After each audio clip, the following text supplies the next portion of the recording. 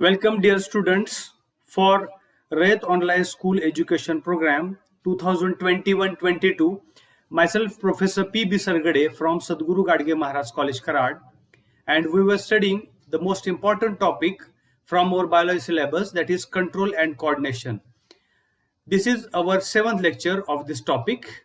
Now let's move forward.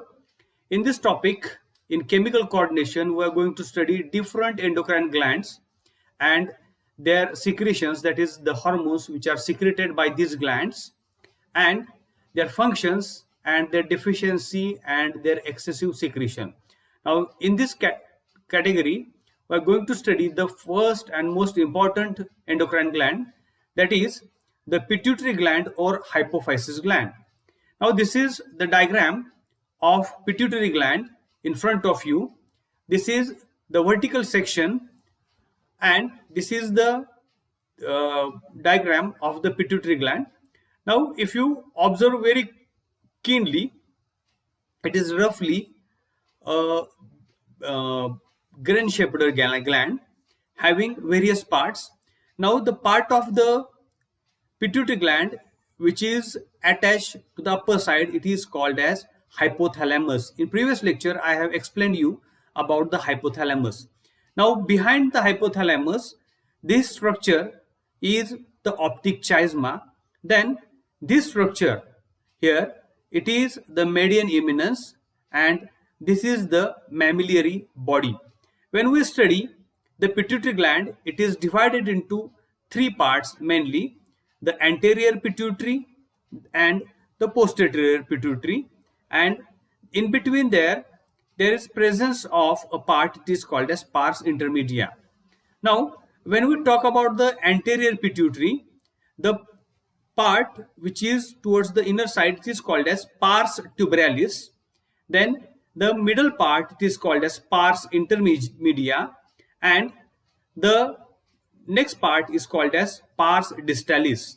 Now when we talk about the posterior pituitary, it is the originating structure, it is the infundibular stalk. Now remember, this portion is called as infundibular stalk, and this region, bulge region, it is called as pars nervosa, and it is located in a cavity. Now I will tell you the name of this cavity, and this region, it is called as hypophyseal fossa in sella turcica of sphenoid bone.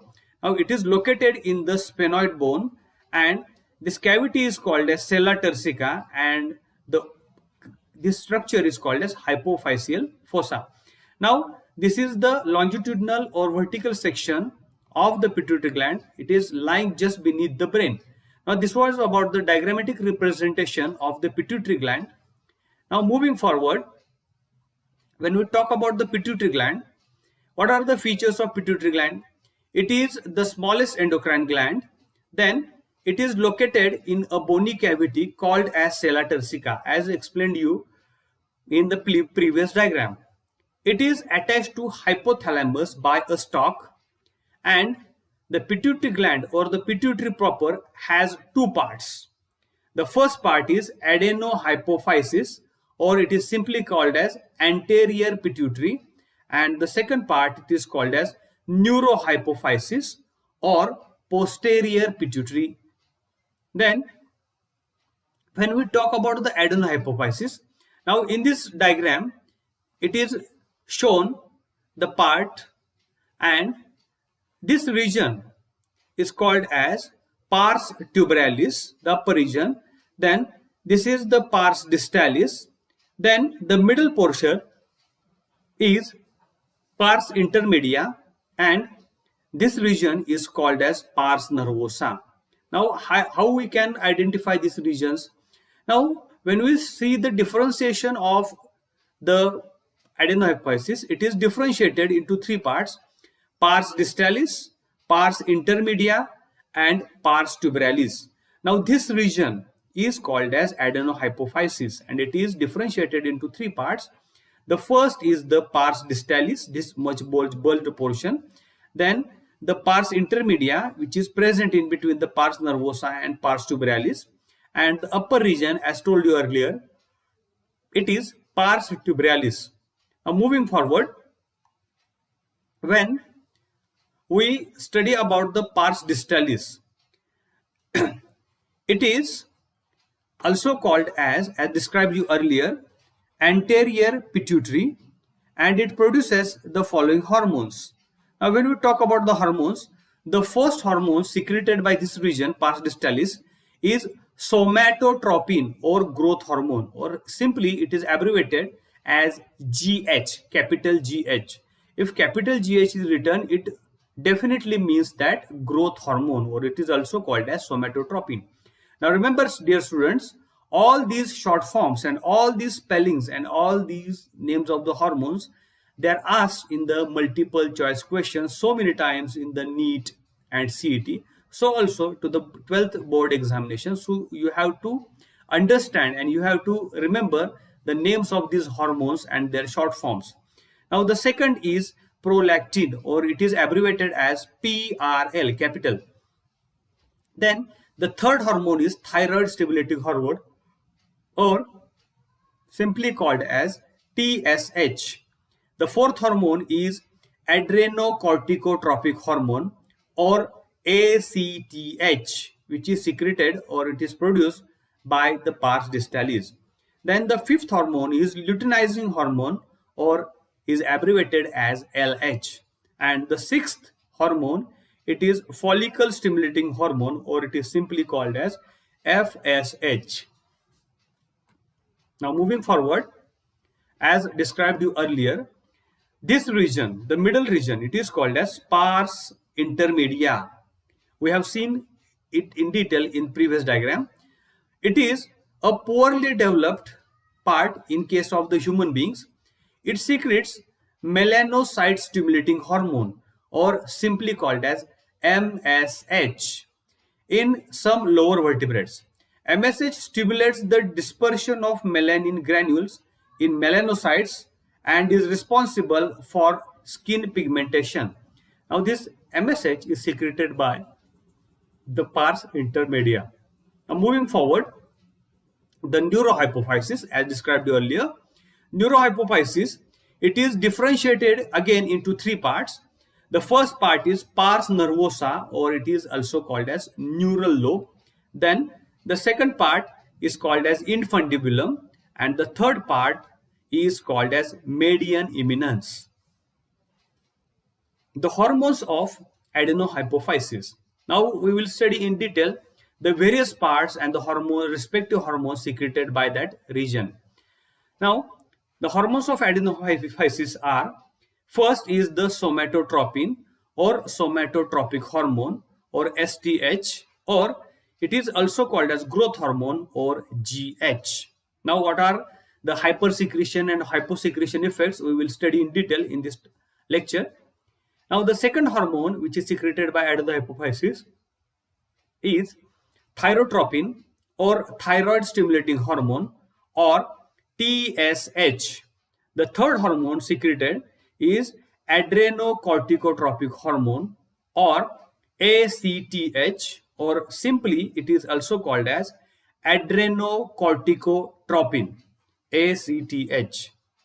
The fourth hormone is prolactin, or luteinotropin, or mammotropin. Remember, these are the synonymous words or the same meaning words in these hormones.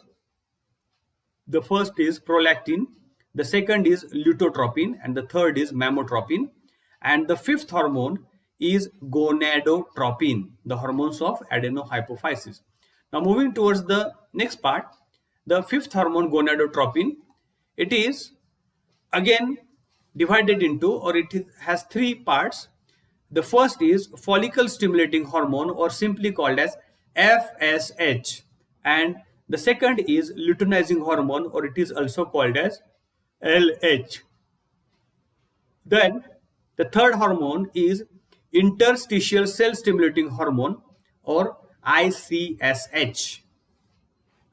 Now moving towards the next slide, what is the somatotropin or somatotropic hormone, or STH, or growth hormone, or GH. Now all these names, remember, are the same meaning, the growth hormone or GH. Now, what are the uh, incidences after the hyposecretion? Hypersecretion we will study in detail. The hyposecretion of growth hormone, that is GH, since childhood, it results in stunted physical growth. Now you have come across some childrens which are having higher age but having stunted growth. Now it results in stunted physical growth, and condition is called as pituitary dwarfism or pituitary dwarfism. It is because of the hyposecretion of growth hormone. Now the next part is hypersecretion of growth hormone, and hypersecretion of growth hormone in childhood causes a condition, it is called as gigantism. It is a condition of overgrowth. The individual attains abnormal height when the pituitary gland produces excessive growth hormone. In middle aged adults or persons, it results in disproportionate growth, causing disfigurement and enlargement of bones of nose, lower jaw, hands, fingers, and feet. And this condition is called as acromegaly. Now remember this condition, it is called as acromegaly. And because of the hyposecretion, the condition it is called as pituitary dwarfism. And because of the hypersecretion, the condition in adults, it is called as acromegaly. Now moving towards the next point is the next hormone. It is thyrotropin or thyroid stimulating hormone or TSH. Its primary action is to stimulate the thyroid gland secretion of the hormone thyroxine, and it is well known hormone and it is responsible for the action on thyroid gland. It is termed as TSH. Now the third hormone is adrenocorticotropic hormone or ACTH or adrenocorticotropin. It stimulates the adrenal cortex to produce and secrete its hormones. It maintains functionings of adrenal cortex. Now it is called as ACTH or adrenocorticotropin. Now moving towards the next slide. Now the next hormone, which is very important one, it is called as prolactin or luteinotropin or mammotropin. Prolactin is a unique hormone among pituitary hormones as it is under predominant inhibitory control from hypothalamus. Now remember this point, prolactin is an unique among pituitary hormones as it is under predominant inhibitory control from hypothalamus. The prolactin activates growth of breasts during pregnancy. It is called as, at that point, mammotropin, and stimulates the milk production and secretion of milk. It is called as lactogenic. This condition is called as lactogenic by mammary gland after the childbirth or after the birth of the child. Now the next is gonadotropin. Now in this flowchart diagram we will see the gonadotropin, its effects and the hormones.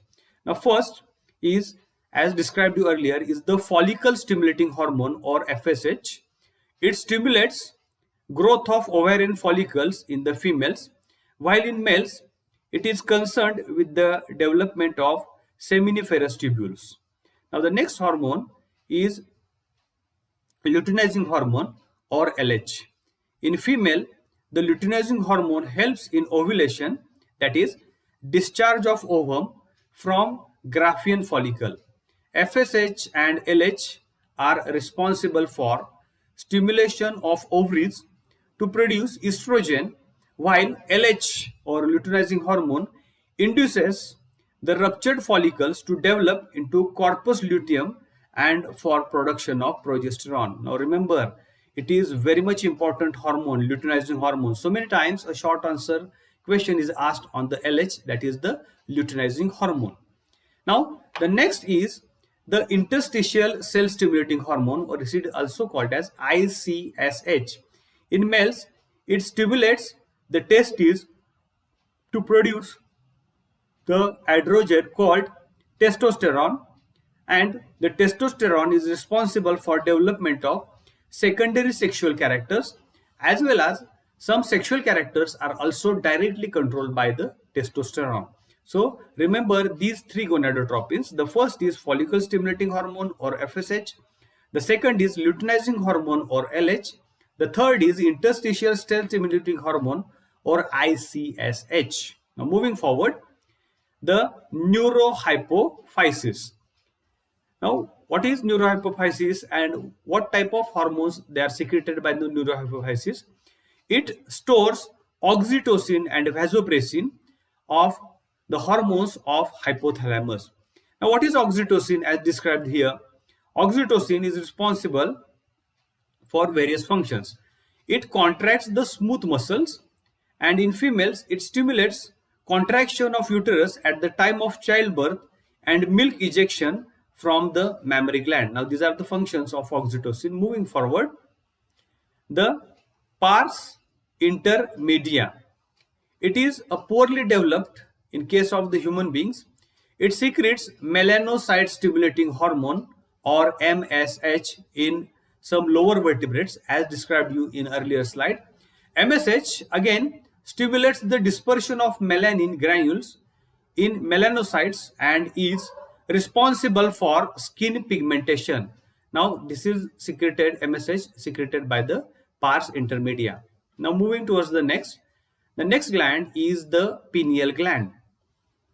The pineal gland is given off or it is coming off from the roof of diencephalon and is located between the two cerebral hemispheres. Now remember, I have described you in the earlier lectures the structure of the brain, and it is at the base of the brain, behind or beneath the cerebral hemispheres it is located.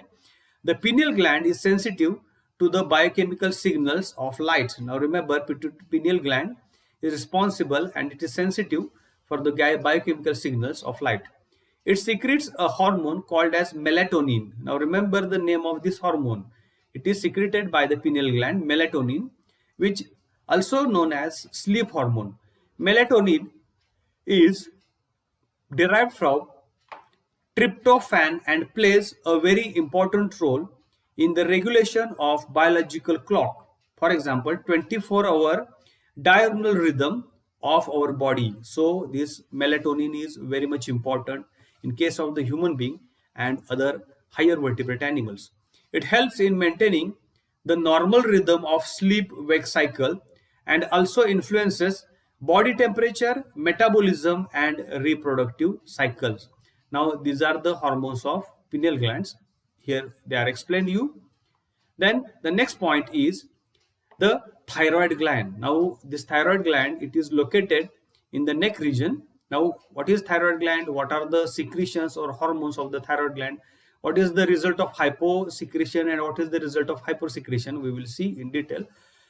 The thyroid gland, it is the largest endocrine gland. This is a bilobed gland and it is situated in front of the trachea just below the larynx. Now it is present just below the larynx. It is richly supplied with blood vessels. The two lobes of thyroid gland are connected to a non-secretory band called as isthmus. The thyroid lobes are composed of rounded follicles held together by interfollicular connective tissue called as stroma. The stroma contains blood capillaries and small groups of profollicular cell or C cells, or they are also called as clear cells. The thyroid follicles are composed of cuboidal epithelium resting on a basement membrane and is filled with a gelatinous colloid. Now moving towards the next point, the thyroid gland, it stimulates to secrete its hormone by thyroid stimulating hormone or TSH. Now TSH, as we know, as we have studied, it is the thyroid stimulating hormone secreted by the pituitary gland. So the thyroid gland is stimulated to secrete its hormone by thyroid stimulating hormone or TSH. The two hormones secreted by the follicular cells are thyroxine and tetraiodothyroxine oblique T4, 4 atoms of iodine, and triiodothyroxine or T3 or 3 atoms of iodine. The thyroxine is synthesized by attaching iodine to amino acid tyrosine by enzymatic action. The amino acid tyrosine molecule binds to iodine to produce monoiodothyronine, or it is called as T1, or 2 atoms of iodine to produce diiodothyronine or T2.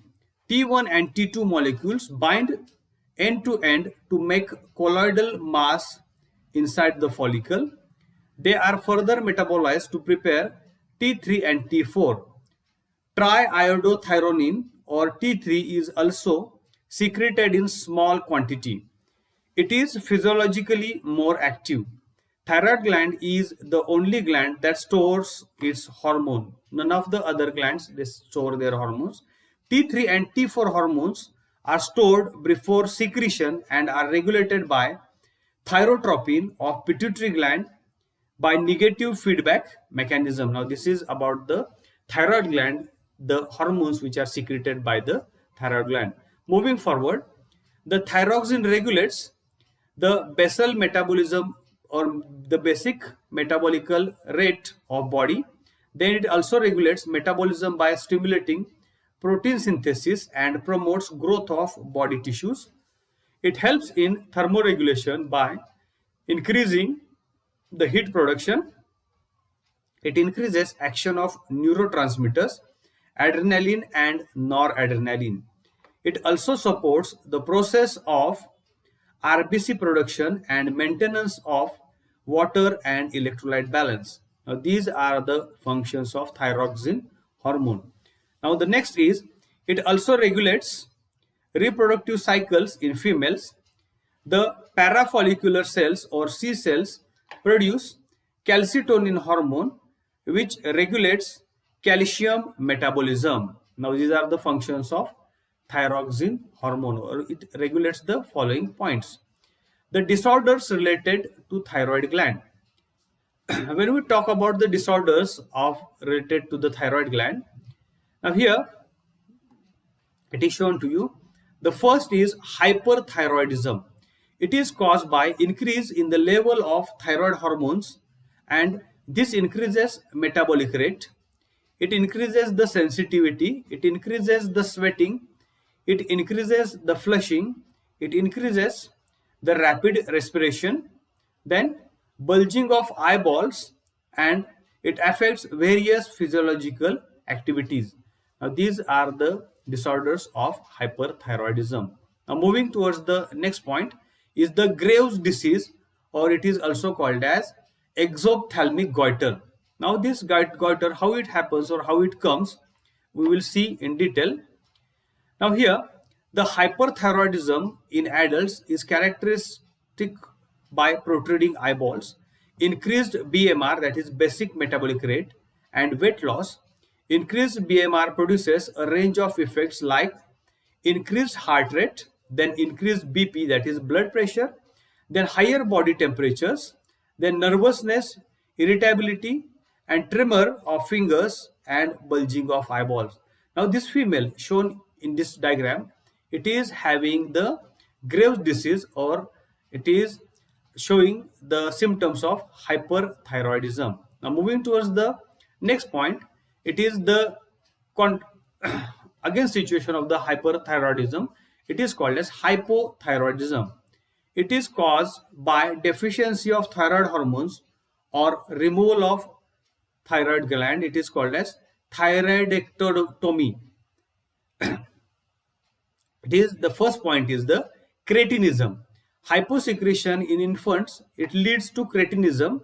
A cretin has reduced BMR, that is basic metabolic rate, and low oxidation. They are short statured because the skeleton fails to grow. They are mentally retarded. Now these are the consequences of the hypothyroidism. Then they show dry skin, thick tongue, prolonged neonatal jaundice, lethargy, and constipation. These are the symptoms of hypothyroidism. This can be treated by early administration of thyroid hormones. The creatine shows stunted physical growth, delayed puberty, and mental retardation. Now, moving towards the next point is the myxedema or myxedema. It is the deficiency of thyroid hormones in adults. It is characterized by a peculiar thickening and puffiness of skin and subcutaneous tissue, particularly of the face and extremities. Now, what happens here in this case, we will see in detail. The patient suffers from slow heart rate, then low BP, always feeling cold, low body temperatures, then retarded sexual development, and the patient lacks alertness and intelligence. Now, these are the symptoms which are found in these patients. Now, moving towards the next point is the simple goiter. The simple goiter is because of the iodine deficiency. In this diagram, at the thyroid gland region, this goiter or bulging is seen. Then the iodine is needed for synthesis of thyroid hormone. If there is deficiency of iodine in the diet, it causes enlargement of thyroid gland leading to simple goiter. This disease is common in hilly areas. Now, why this is common in hilly areas? Because there is absence of iodine in their salts. Then addition of iodine to table salt prevents this disease. Size of the thyroid gland is increased, but total output of thyroxine is decreased. It is called as simple goiter. Now, moving forward is the calcitonin. Now, when we talk about all these hormones, the calcitonin is also an important hormone, and it is secreted by the C cells. It regulates the concentration of calcium and phosphorus in the blood. Now remember, it regulates the concentration of calcium and phosphorus in the blood. It is under feedback control of plasma calcium concentration in plasma, and it is secreted when concentration of calcium rises in the blood. It lowers concentration of calcium and phosphorus in the plasma by decreasing their release from the bones and accelerating the uptake of calcium and phosphorus by the bones. Now, these are the hormones which are secreted by the pituitary gland proper, then the thyroid gland and the pineal gland. Now, remember, dear students, when we study the chemical coordination, all these endocrine glands, they secrete their respective secretions. We call them as hormones, and these hormones has, if they are secreted in a definite quantity which is required by the body, then there is no bad effect. Instead, there is a very good growth of that individual. And if the hormones, they are secreted in lower concentration or lower amount, we call it as hyposecretion. And if they are secreted in a higher amount, we call it as hypersecretion. The resultant feedbacks or the resultant effects, they are seen in the body of the affected person. And because of these functions, the patient is not able to perform its normal functions. So these hormones, they are very, very, very much important when we consider the human race or the human beings. So for this today's lecture, 7th lecture, we have concluded at this point. Now we will meet in our 8th and last lecture. Thank you all of you.